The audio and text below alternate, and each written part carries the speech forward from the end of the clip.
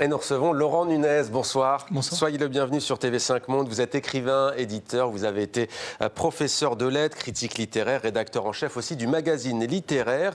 Et vous publiez ce livre, Il nous faudrait des mots nouveaux. C'est aux éditions du Cerf. Alors d'entrée, vous donnez le ton, vous écrivez ceci. Bonheur, malheur, amour, espoir, succès, échec, tout est prédit par le dictionnaire, affirmait Paul Valéry. Pour vous, ce n'est pas faux, mais ce n'est pas si simple. Tout est pris dans le dictionnaire, c'est-à-dire que tout ce qui va nous arriver, forcément, on va pouvoir le raconter, le mettre en mots. Tout ce qui va nous arriver, ça a forcément des mots. Mais parfois, du coup, on est coincé dans la langue française. Il y a d'autres mots ailleurs qui existent, qui ont un sens, qui n'existent pas. Alors, si ça n'existe pas en langue française, ça ne nous arrivera pas. Du coup, j'ai essayé de ramener ces mots-là en français pour que des nouvelles choses nous arrivent.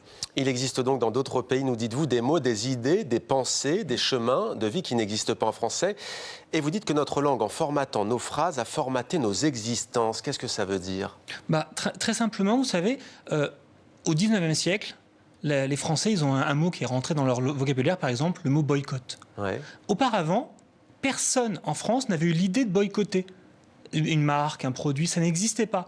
Donc, quand le mot n'existe pas, l'idée ne vient plus. Une fois que le mot existe, tout à coup, les gens peuvent se dire, tiens, et si on boycottait ? Donc voilà, du coup, notre langue, elle formate en fait nos actions. Et on ne dirait pas, parce que pour nous, les mots, très souvent, c'est n'importe quoi, c'est éphémère, c'est creux. Ben non, en fait, les mots et les actions, c'est presque la même chose. Et d'ailleurs, il y a cet exemple, hein, si on mange comme tout le monde, eh bien, on aura le même corps que tout le monde.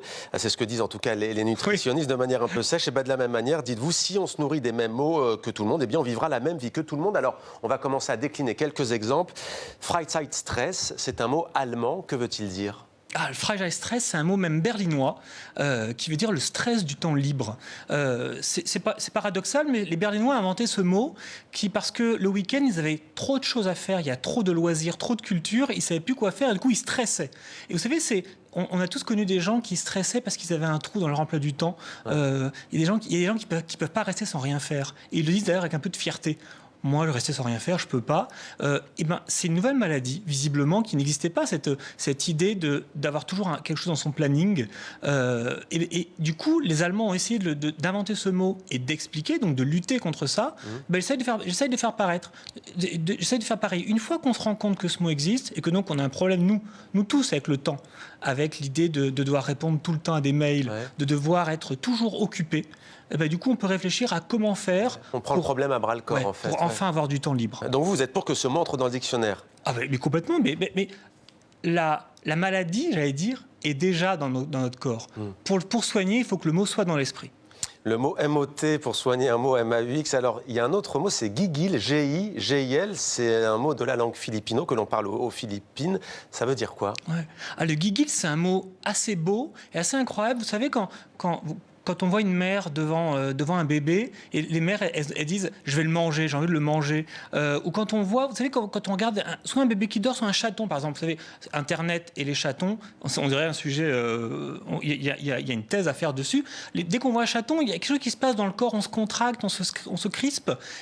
Les Philippins, ils ont un mot pour ça, c'est le gigil, c'est l'agacement que fait en nous quelque chose d'insupportablement mignon. Et c'est génial, non, ils expliquent très bien, le cerveau ne supporte pas ce qui se passe. C'est trop beau, c'est trop mignon. Eh bien, on va voir si ça opère, on va voir si nos téléspectatrices et nos téléspectateurs ressentent ceci, regardez. Voilà, c'était aux Eaux de Berlin, donc en Allemagne. Vous avez parlé d'une mère et d'un enfant. C'est donc un bébé qui vient de naître, un petit ourson. Là, typiquement, c'est le mot adapté. Typiquement, c'est le mot adapté. Vous savez, quand on regarde, d'un coup, on monte presque dans l'aigu. On se dit, oh, c'est trop mignon, c'est trop chou. Et il se passe quelque chose dans le corps. D'ailleurs, quand tous les points se crispent. Et c'est quelque chose de très, très étrange qui a été étudié, d'ailleurs, par les scientifiques, bien après que les Philippins aient inventé le mot. Voilà, il y a une agression du mignon. En fait, on ne supporte pas ce qui est moche, ce qui est laid, ce qui est affreux, ce qui est sale, mais aussi ce qui est mignon. Alors, vous dites que pour que tout change, il suffit de 13 nouveaux mots seulement. Comment avez-vous fait pour les dénicher ? Comment avez-vous procédé ? Très simplement, en discutant avec des amis, en regardant dans les livres. Parfois, c'est des livres qui m'apportaient des mots. Par exemple, j'ai découvert dans un livre de psychiatrie un mot inventé par les Américains, la drapétomania, pour expliquer pourquoi les esclaves, avant la guerre de sécession, s'enfuyaient des plantations. Et ils avaient inventé un mot parce que pour eux, il n'y a aucune raison de s'enfuir quand on est esclave. Ils avaient inventé un mot, une maladie, la drapétomania, la folie de s'enfuir. Donc à partir de ce moment-là, de ce mot qui est quand même le terrible, qui est un mot vraiment inventé pour une idéologie, je me suis dit qu'il y avait des mots au contraire qui étaient là pour lutter contre les idéologies. J'ai fouillé partout. Alors il y a drapétomania, il y a aussi litoste. Ouais, litost, c'est un beau mot que Kundera a essayé d'introduire dans notre langue française. Ouais. C'est un mot tchèque. C'est un mot qui désigne, vous savez, quand pendant une situation très anodine, on est à la piscine avec quelqu'un, l'autre nage très bien et pas nous.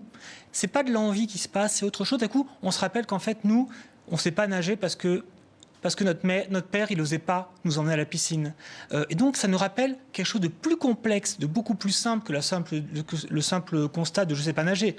Je n'ai pas eu la même enfance que l'autre. C'est un mot très amer, très triste. Il n'y a que les Tchèques qui pouvaient inventer un mot pour sonder le cœur comme ça. C'est un mot qu'il faudrait utiliser parce que du coup, on peut enfin se poser les bonnes questions. Pourquoi je suis si triste quand à côté de moi, il y a quelqu'un de si heureux? Le sentiment de sa faiblesse, de sa tristesse. Alors, je signale que si on a découvert votre livre et votre travail, c'est grâce à Linda Giguère et sa chronique, l'humeur de Linda. Elle nous avait parlé d'ailleurs, il me semble, d'un autre mot, kintsugi, mot japonais. Ah, le kintsugi, c'est un mot merveilleux. C'est l'idée que quand un objet est cassé, nous, qu'est-ce qu'on fait dans notre société de surconsommation? On le jette. Ouais. Les Japonais et un shogun très célèbre au 5e siècle, il a décidé que c'était son bol préféré, il fallait le réparer. Et les artisans l'ont réparé en collant avec des jointures en or. Ce qui fait que l'objet cassé valait plus cher que l'objet neuf. Et du coup, ça nous expliquerait beaucoup de choses sur le fait de cacher nos cicatrices, qu'elles soient physiques ou mentales, le fait d'avouer nos faiblesses. Ça sert à rien de tout cacher. Il faut parfois montrer nos faiblesses, montrer que quelque chose a été cassé. C'est ce que veut dire le kintsugi. C'est ce que veut dire, vous savez, en français, on a parfois le mot résilience, qui est un mot qui, depuis 15-20 ans est arrivé grâce à Cyrulnik. C'est un mot sur lequel il faudrait réfléchir. La résilience, c'est l'idée qu'un objet reprenne la même forme qu'avant qu'il soit cassé. Là, c'est pas pareil. Les Japonais, c'est beaucoup plus intelligent. Ce mot, c'est montrer, faites de votre blessure quelque chose de tellement précieux que vous valez plus cher qu'avant d'avoir été blessé. Alors, on tourne beaucoup autour des sentiments. Vous parlez de résilience. On a parlé aussi d'autres sentiments depuis tout à l'heure. On a le sentiment que c'est une lexicothérapie que vous nous offrez. Oui, en effet, je me dis que, vous savez, qu'est-ce que c'est ? Le XXe siècle a appris que se guérir, c'est se guérir par les mots. La psychanalyse, la psychothérapie, c'est ça exclusivement. Il n'y a pas de médicaments, on peut se guérir en réfléchissant avec quelqu'un, seul, qui nous écoute. Je pense que ça peut être pareil avec les mots. Il y a certains mots, on ne s'attendait pas à cette possibilité, à cette porte. Vous savez, par exemple, il y a un mot chez les Inuits, c'est l'Ikswarpuk. L'Ikswarpuk, c'est l'idée que de souffrir un petit peu, c'est-à-dire d'ouvrir la porte même s'il fait très froid. Et de devoir affronter ce froid. D'affronter le froid pour regarder si au loin il n'y a pas quelqu'un qui arrive. Vous imaginez pas le nombre de mails et de lettres de lecteurs que j'ai eus qui me disent que ce mot-là, il a changé leur vie et qu'ils essayent de commencer 2019 en regardant au loin, voir s'il n'y a pas quelqu'un qui arrive. Et vous ouvrez à la fin de votre livre vers une autre thématique, enfin vous inversez un peu les choses. J'allais vous demander, est-ce qu'il y a des mots français que l'on ne peut pas avoir dans d'autres langues et que d'autres langues gagneraient à intégrer? Bien sûr, c'est donnant-donnant d'ailleurs. Moi, je propose 13 mots à intégrer à la langue française, mais il y a aussi, je donne 13 mots que les Français pourraient exporter. Par exemple, vous savez, c'est très étrange, il n'y a que la France qui a le mot arriviste. C'est-à-dire quelqu'un qui y arrive par tous les moyens. Presque tous les autres pays ont cédé à l'anglais et ont le self-made man, qui est très positif. C'est celui qui arrive par ses propres moyens tout seul, comme un grand. De la même manière, bricolage, il n'y a que les Français qui l'ont. Tous les autres, ils ont l'anglais do it yourself, qui est beaucoup plus narcissique presque. C'est fais-le toi-même. Alors que nous, dans le bricolage, on a la notion de chose qui va céder, qui ne va pas durer. Quand on bricole un robinet, dans une semaine, il est cassé, il faut appeler le plombier. Voilà, il y a des petits mots comme ça. Le terroir, ça n'existe pas. Dans toutes les langues. Savoir-faire, ça n'existe pas. Savoir-vivre. Ce qui donne du coup, qu'est-ce que ça donne? Est-ce que ça veut dire quelque chose du peuple français qui est le seul à avoir des mots comme arriviste, terroir, savoir-vivre? C'est peut-être qu'un peuple, finalement, on peut l'étudier en regardant, en visitant, mais aussi en fouillant son dictionnaire. Merci beaucoup Laurent Nunez d'avoir répondu à nos questions. Il nous faudrait des mots nouveaux, édition du Cerf. Voilà donc pour ce magnifique livre, si on veut enrichir la langue française. Reste à savoir si l'Académie française appréciera de voir tous ces mots entrés, mais ça c'est un autre débat. Merci à vous Laurent Nunez d'être venu sur notre plateau.